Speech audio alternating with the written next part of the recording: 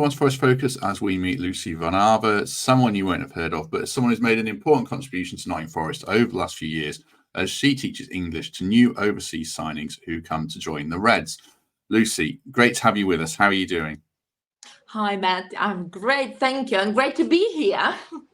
No, it's great to have you with us. Just so people know, like you said, you work with the new signings, so you've worked with Sangare, Felipe, Murillo, Sosa, Nicolas Dominguez, all of those lads. So I'm looking forward to hearing as much as you can tell us about that. But yourself, it sounds like you've got an interesting tale. How did you end up over here teaching English to Forest players? Well, that's a long story. I'll try to be short. Being myself not English, but Ukrainian, moved to Nottingham nearly 18 years ago. So I've been there, I know how hard it is to learn English and to become more or less fluent. Yes, my life is very interesting, I must admit. So I used to be in marketing for a very long time. Then I've changed career and become a chef, not just a chef, a TV chef in Ukraine. I publish books. Then I decided to change career because of COVID. And thanks to COVID, I started teaching English.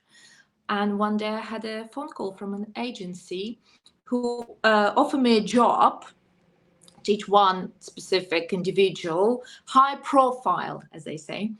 But I had to go to a person's house. This is very unusual, especially after COVID, when we just stuck at home and do everything via Zoom, online. So I thought, well, that's interesting. And this is how I met Felipe. He was my first student, and we become very good friends now with him and his family. And then it's all started. So pretty simple. Pretty simple. I'll go back to football. I didn't know you. How did you end up being a TV chef? We'll get back to football, but how did you end up being a TV chef? Well, after having my son, I stuck at home, and I thought I don't want to go to be in an office. So I thought I'll choose something simpler and become a chef and work in 15 hours a day. And then somehow I had an offer from Ukrainian TV to work with the morning show. So I used to fly back and forwards and do my show over there. And simple as that. So, I didn't know I was talking to a Ukrainian celebrity as well. Very interesting. Very interesting. You see, I think this is what's helping me working with celebrity. When you've been there, how does it feel just to be a normal person, communicate on a normal level, not to be a star and be adored, and that's it. So, Did you teach English when you came over? Did you speak English, sorry, when you came to England properly? Very little. I must admit, coming to Nottingham, it was a massive challenge. Because first thing I had to learn is hurry up, my dog. That's honestly, I try to translate through, lots of dictionary. It's impossible. That's why now, when I teach my student, when I teach Nottingham Forest, I mention it all the time. And obviously the sign with the V sign depends on how you show all these little bits and tricks living in Nottingham. So tell us a little bit about teaching Felipe and all the other lads. How does it work? I mean, do you meet them once a week, once a month, spend an hour with them? Is it I imagine it's a tricky job, but a rewarding one as well. Well, it is, considering that I don't speak their language. So usually we meet up twice a week, because this is the best thing to do, 2 or 3 times a week. And we spend 1 hour. And my usual classes, so rule number 1, it should be fun. If it's boring, you can't learn anything. That's why if I can, I can't show you right now, but I've got lots of flashcards, like starting from baby language, go into teenagers, spellings and stuff like that. Lots of different material, but then we're listening a lot. Sometimes even songs, involve. So 1 hour of different techniques, but mostly I prefer to set my lessons as a conversation rather than learning. rather than a proper teaching form. So with Felipe, it started like that. How are you? So he could say just hi, that's it. And we started, okay, so when I ask you how are you, you say this, and keep going. And exactly the same with everyone else. So we end up with having conversation. I can tell you that all my students now, they can understand me, not necessarily other people, because this is good advice, I believe, for all the fans of Nottingham Forest. When you try to communicate with footballers, especially international one, be slow, because it's very frustrating. You know that people likes you and they want to say something nice, but you have no idea what they're saying. So, that's why when I talk to them, obviously I try to be slow and try to make my language as simple as possible, break it down to some simple phrases or sentences. And obviously we always start from something that's relevant to their job, as body parts, movement, something that manager would use, some words that manager would use all the time. And so this is pretty much how it's happened. And sometime I try to arrange classes for them in the restaurant or in interesting places where they can practice their language. As we know, practice makes perfect. So if they just listening to me, it's no good. So sometimes we can go for brunch or, lunch or dinner or something, and they would order food. So this is part of education. Or we would go visit some places where I try to be their guide. But again, it's no Spanish, Portuguese, or, their language. It's on English. So they have, they have to be focused and learning not just language, but something new as well, like history, traditions, and so on. Do you find that footballers, are they more driven because they're athletes and they've had to work hard to get to where they are, or do they get frustrated because they're already really good at what they do and this is something completely alien to them? Does it matter that they're footballers as students or not? I think they're definitely driven and they try to set up goals. And then if they can't achieve it, and I must admit, with language is more trickier, they become very frustrated. So that's why my thing is try to explain them that language is like fitness. So while you do it, while you're practicing, you're in a good shape. When you stop, if you don't use it, that's it. We're back to, whiteboard. So, yes, again, it depends on individuals. Some of them are very good, I must admit. Like I can tell you, I don't want to sound that some of them favorite because I love them all, but obviously some got better memories or some better with one thing, with pronunciation, another better with vocabulary. So, everyone got their own talent, I would say. But the most important thing, we're not setting up goal, we're not setting up time scale that, you have to achieve this by the end of the, months.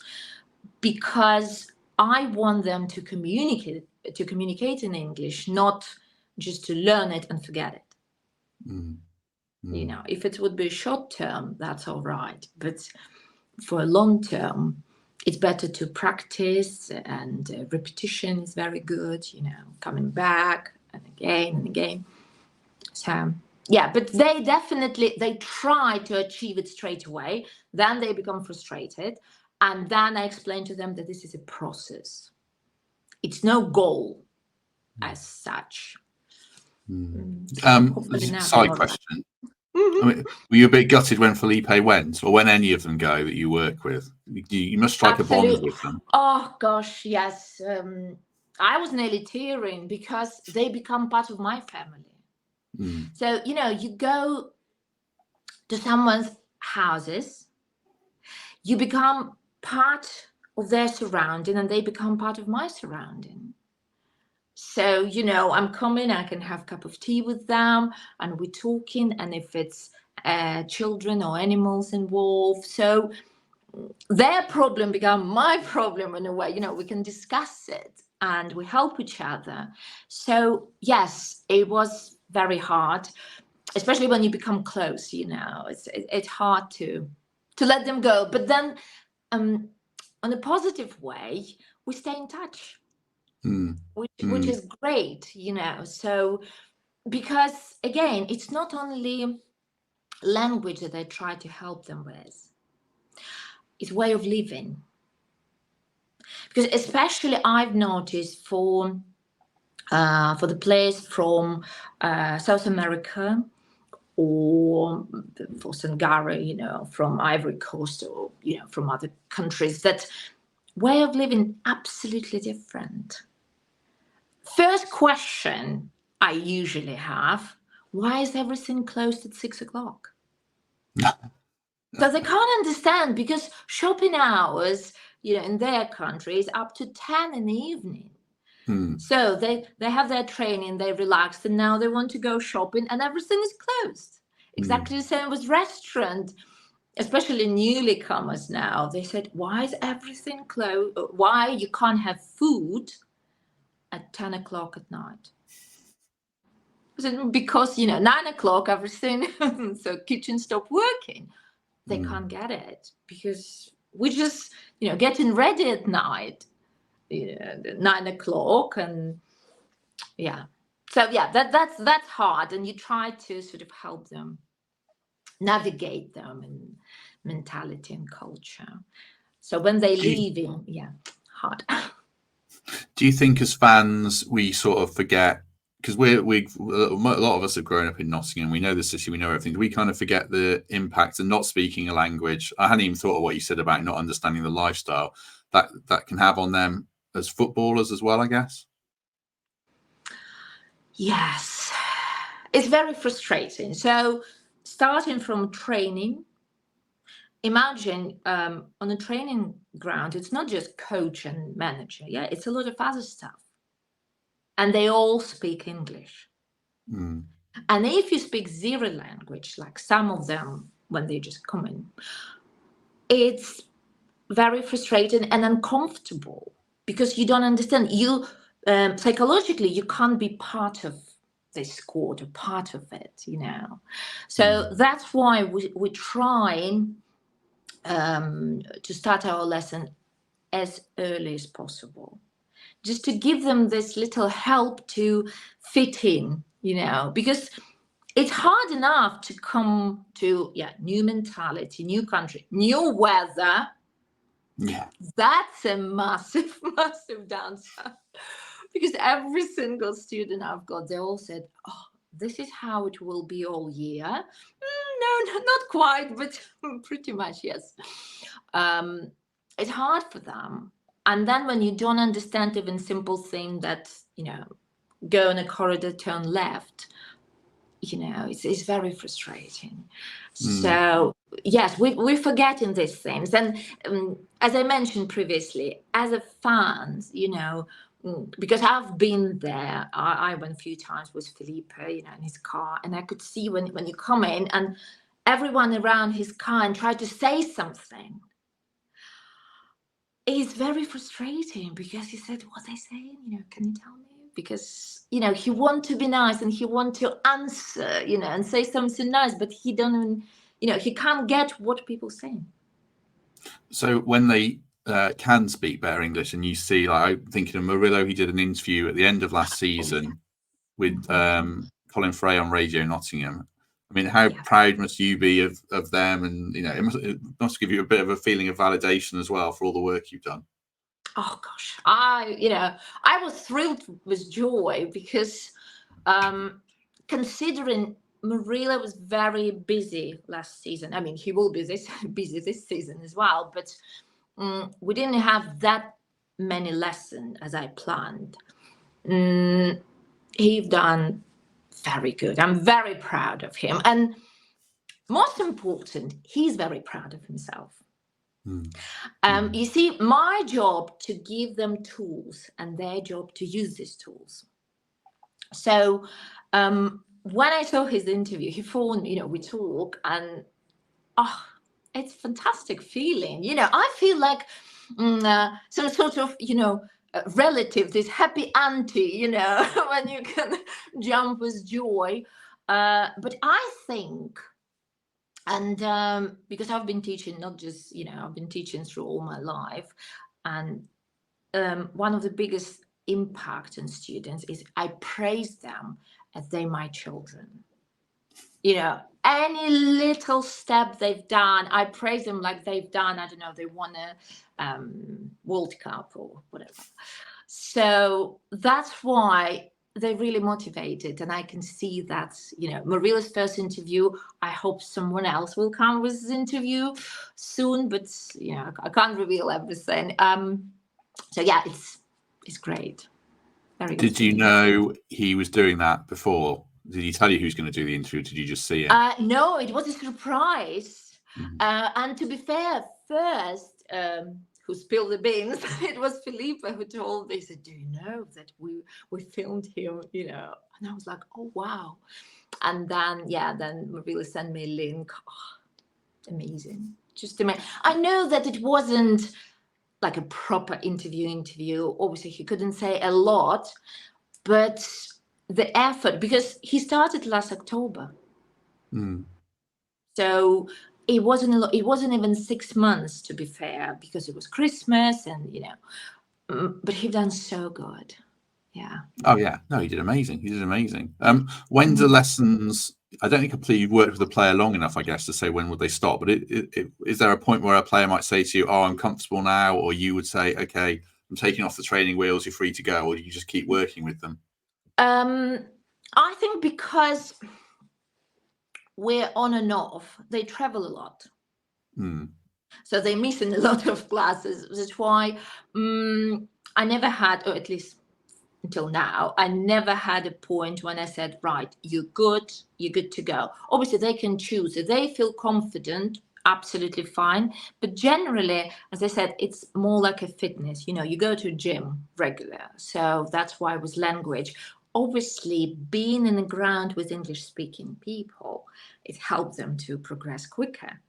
But we sort of keep going. Could we all do it? I mean, I'm they're in their 20s, I'm in my 40s. Could I learn a new language quickly? You don't have to be immersed in the culture though, or anything like that. It just helps. Well, you need to know your motive. Why do you want to do it? Someone in Nottingham Forest, it will be surprised in the future, actually want him to teach me Russian. Okay. Yes. So I was taken by surprise because that person already speaks 4 languages.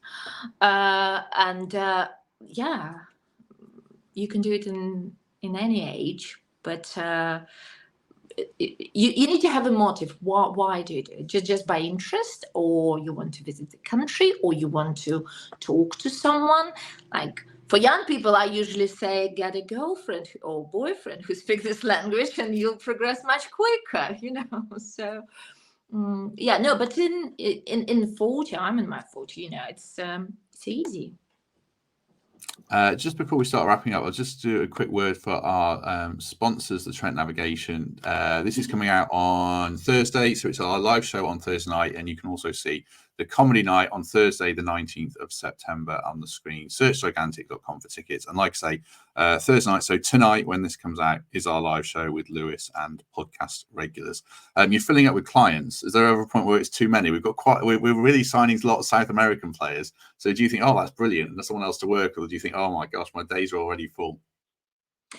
At the moment, I am pretty much full, with classes, but I try to put all my effort. For example, when my friend said, "What time are you finishing?" Like yesterday, I finished at 9.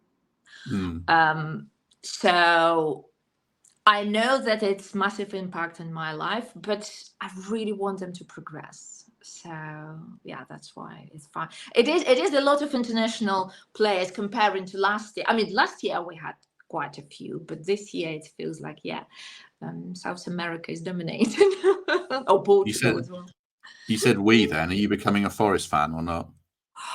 You see, before this job, I knew nothing about football. I'm still sort of getting used to it, some terms and jargon. Yeah, definitely, I'm Forest fan. When I go to a game, my son usually embarrassed of me because I'm wearing all my girly. I'm an etiquette teacher, etiquette coach. So I'm wearing all my dresses and pearls and silk scarves. And my son said, no one dressed up like that at the stadium. Well, okay. And I'm a massive fan, but it's more of I feel like relation, when I can see my boys playing. So I'm screaming like crazy when I remember last season, right at the beginning when Nico, he scored. I was shouting, I don't know, out of my head. So yeah, definitely Forest fan. How old's your son? He's 13.